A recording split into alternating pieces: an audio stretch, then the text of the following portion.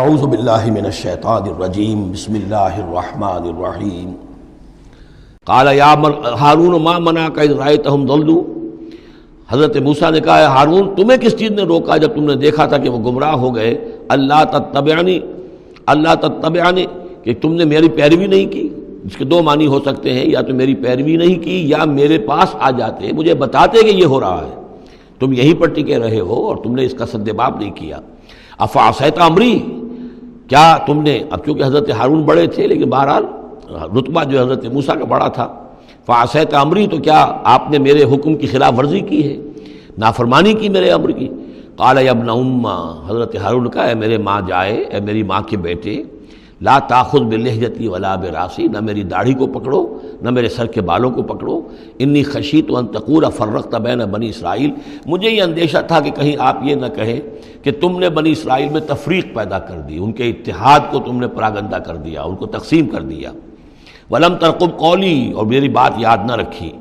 قال فما خطبک یا سامری، اب حضرت موسیٰ علیہ السلام نے سامری سے جواب طلب کیا، تمہارا کیا معاملہ ہے، کیا حقیقت ہے اس چیز کی جو تم نے کی ہے؟ قال بصرت بما لم یبصروا، اس نے کہا میں نے ایک چیز دیکھی جو انہوں نے نہیں دیکھی۔ فقبضت قبضۃ من اثر الرسول، تو میں نے رسول کے نقش پا میں سے ایک مٹی کی مٹھی لے لی، یعنی یہ کہ کہیں حضرت جبرائیل علیہ السلام آئے تھے حضرت موسیٰ علیہ السلام کے پاس، اور یہ شخص چونکہ راہب تھا، وہ روحانی اور نفسیاتی ایکسرسائزز وغیرہ جو ہیں اس نے کی ہوئی تھیں، تو اور تو کسی کو نظر نہیں آئے لیکن اس سے نظر آ گئے، حضرت جبرائیل کو اس نے دیکھ لیا۔ تو ان کا جو قدم جہاں پڑ رہا تھا زمین پر، وہاں سے اس نے مٹی اٹھائی، تو جہاں حضرت روح الامین اور روح القدس کے قدموں کی جو مٹی تھی اس میں یہ تاثیر تھی کہ وہ جب ڈالا ہے اس کے اندر تو اس میں یہ کہ اس سے آواز پیدا ہو گئی اس بچڑے کے اندر۔ قال بصرت بما لم يبصروا به فقبضت قبضة من اثر الرسول فنبذتها، اور وہ میں نے اس میں پھینک دی۔ وكذلك سولت لي نفسي، اسی طرح میری نفس نے مجھے یہ راستہ بتایا اور یہ صلاح دی۔ قال فاذهب فإن لك في الحياة أن تقول لا مساس، حضرت موسیٰ نے فرمایا دفع ہو جاؤ، دور ہو جاؤ، اب تمہارے لیے پوری زندگی کے لیے یہ سزا ہے کہ تم یہ کہو کہ کوئی میرے قریب نہ آئے، کوئی مجھے ہاتھ نہ لگائے۔ اب کیا کیفیت تھی اس بیماری کی جو اس سے ہوئی ہے اس کی تفصیل تو نہیں ہے، لیکن وہ ایسا ہو گیا تھا کہ اچھوت جیسا کوئی ہوتا ہے کہ جو اس کے کوئی قریب پاس نہ جائے۔ روایات میں آتا ہے کہ اگر کوئی قریب جاتا تھا تو اس کو بھی سخت بخار چڑھتا تھا اور اس کو بھی چڑھتا تھا، لہذا وہ بالکل آئسولیٹ ہو کر ایک سوشل بائیکاٹ جس طرح سے ہوتا ہے علیحدہ رہ گیا۔ وَإِنَّ لَكَ مَوْعِدًا لَن تُخْلَفَهُ، اور یہ تمہارے واسطے ایک وعدہ ہے کہ جس کی ہرگز خلاف ورزی نہیں کی جائے گی۔ وانظر إِلَىٰ إِلَٰهِكَ الَّذِي ظَلْتَ عَلَيْهِ عَاكِفًا، اب ذرا دیکھو حشر کیا ہم کرتے ہیں تمہارے اس معبود کا جس کے کو تم نے اعتکاف شروع کیا تھا، جس کا دھیان شروع کیا تھا۔ لَنُحْرِقَنَّهُ، اس کو ہم جلا کر راکھ کر دیں گے۔ ثُمَّ لَنَنسِفَنَّهُ فِي الْيَمِّ نَسْفًا، اور پھر اس راکھ کو ہم سمندر کے اندر بکھیر دیں گے۔ انما الہکم اللہ الذی لا الہ الا ہو، حقیقت یہ ہے کہ تمہارا الہ تو بس صرف اللہ ہے کہ جس کے سوا کوئی الہ نہیں۔ وسع کل شیء علما، اور اسے ہر چیز کا علم حاصل ہے۔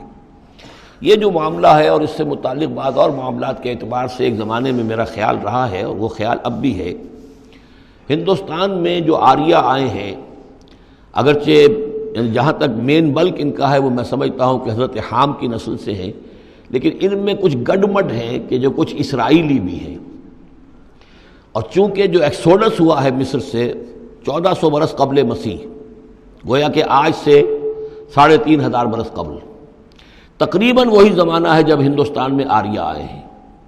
تو معلوم ایسا ہوتا ہے کہ کچھ جس وقت یہ لوگ نکلے ہیں مصر سے تو کچھ ان کے قبیلے وہ ہیں جن کو کہتے ہیں کہ last tribes of the house of Israel, جن کا پتہ نہیں چلتا کہاں چلے گئے، تو ان میں سے شاید کچھ لوگ ہیں جو ہندوستان میں آئے ہیں۔ میرا گمان یہ کہ برہمن جو ہیں ان میں وہ وہی ہیں، یہ لوگ وہ ہیں کہ جن کے ہاں وہ سارے کسٹمز ہیں۔ اب دیکھیے جو کچھ کہ حضرت موسیٰ علیہ السلام نے سامری کے بچڑے کے ساتھ کیا، یہ اپنے مردے کے ساتھ وہی کرتے ہیں۔ انہوں نے اس کے بچڑے کو جلایا، جلا کے راکھ کیا، راکھ اسے سمندر کے اندر پھیلا دی۔ یہی وہ کرتے ہیں، اپنے مردے کو جلائیں گے، جلا کے اس کی راکھ لے جائیں گے، وہ کہیں گنگا میں پھینکیں یا کسی اور جگہ پھینکیں یا سمندر میں پھینکیں، بالکل وہی معاملہ کرتے ہیں۔ جس طرح وہ بچھڑے کی پرستش اور اس کے تقدس ان کے دلوں میں تھا، وہ بھی ان کے دلوں میں بھی ہے۔ گیروا رنگ، گائے کا بھی رنگ وہ تھا کہ جو شوخ زرد رنگ جو کہا ہم سورہ بقرہ میں پڑھ کر آئے، وہی گیروا رنگ ان کے سادھوؤں کا ہوتا ہے، وہی رنگ ان کے ہاں ہے۔ اور پہاڑ کا سر اٹھا لینا سر کے اوپر، ہنومان جی کا ان کا جو کانسیپٹ ہے کہ پورے پہاڑ کو اٹھا کے وہ لے آئے، تو یہ معلوم ہوتا ہے یہ بھی کوئی بدلی ہوئی شکل ہے اسی روایت کی کہ جو ہم نے تمہارے نطقنا الجبل فوقکم، تمہارے اوپر ایسے اٹھا لیا تھا جیسے سائبان ہوتا ہے۔ تو بہت سی چیزیں جو ہیں ملتی ہیں، اور میرا گمان ہے کہ اپنشدز جو ہیں ان میں صحف ابراہیم کی بگڑی ہوئی شکلیں موجود ہیں۔ قرآن مجید میں صراحت سے مذکور ہے صحف ابراہیم و موسیٰ۔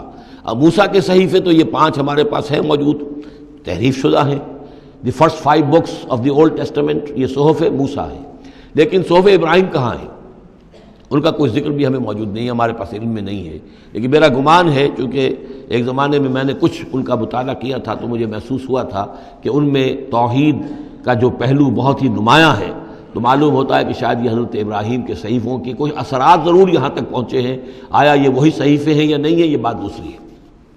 بہرحال یہ چیزیں جو میں نے آپ کو گنوائی ہیں، گوسالہ پرستی ہے، لامساس یا انٹچیبلٹی، ان کی ایک قوم وہ ہے جس کو ہاتھ نہیں لگ سکتا، ہاتھ لگ گیا تو بھرش ہو جائے گا۔ اسی طریقے سے مردے کا معاملہ، زرد رنگ کا معاملہ، ہنومان کا پہاڑ کو اٹھا لینا، یہ ساری چیزیں جو ہیں اسرائیلی تاریخ کے واقعات سے ان کا ایک تعلق ہے۔ کذالک نقص علیک من انباء ما قد سبق، اے نبی اسی طرح ہم آپ کو بتا رہے ہیں حالات ان کی کہ جو زمانہ جو گزر چکا، جو قومیں گزر چکی، ان کے احوال آپ کو سنا رہے ہیں۔ وقد آتیناک من لدنا ذکرا، اور ہم نے آپ کو اپنے خاص فضل سے، اپنے پاس سے ذکر عطا کیا ہے۔ یہ یاد دہانی، یہ قرآن، اس میں پرانی خبریں بھی ہیں اور اس میں ذکر ہے، تذکیر ہے، نصیحت ہے۔ من اعرض عنہ، جو کوئی بھی اس سے اعراض کرے گا، اس قرآن سے، فإنہ یحمل یوم القیامت وزرا، تو وہ قیامت کے دن اپنا بھاری بوجھ اٹھا کر لے کر آئے گا۔ خالدین فیہ، اور وہ اس میں ہمیشہ ہمیش رہیں گے۔ وساء لہم یوم القیامت حملا، اور جو بوجھ انہوں نے اٹھایا ہوا ہوگا قیامت کے دن وہ بہت ہی برا ہوگا، برائیوں کا بوجھ لے کر آئیں گے۔ یوم ینفخ فی الصور، جس دن کے سور میں پھونکا جائے گا، یوم ینفخ پھونکا جائے گا سور میں، ونحشر المجرمین یومئذ زرقا، اور مجرموں کو اس روز ہم لوگ جمع کریں گے کہ ان کی نگاہیں، آنکھیں نیلی پڑی ہوئی ہوں گی۔ یہ انتہائی خوف زدہ کیفیت میں آنکھوں کے اندر نیلاہٹ پیدا ہو جاتی ہے، سخت اس وقت وہ جو ہے خوف زدہ ہوں گے۔ یومئذ زرقا، ان کی آنکھیں۔ یتخافتون بینہم ان لبثتم الا عشرا، چپکے چپکے سے ایک دوسرے سے کہہ رہے ہوں گے کہ کتنے دن رہے ہو، بس 10 دن شاید رہے ہوں گے ہم۔ نحن عالم بما یقولون، ہم خوب جانتے ہیں جو کچھ کہ وہ ایک دوسرے سے کہتے ہیں۔ اذ یقول امثلہم طریقۃ، جو ان میں سب سے زیادہ کلچرڈ ہے، سب سے زیادہ پڑھا لکھا لال مجکر جو ان کا ہے، وہ یہ جواب دے گا ان لبثتم الا یوما، نہیں ایک دن رہے ہو بس، اس سے زیادہ نہیں۔ یہ ان کا سب سے بڑا لال مجکر ہوگا۔ امثلہم طریقۃ، جو ان کے ہاں سب سے زیادہ کلچرڈ ہوگا، ان کا وہ مثالی، ہمارا طریقتکم المثلی، ان میں جو امثل ہوگا۔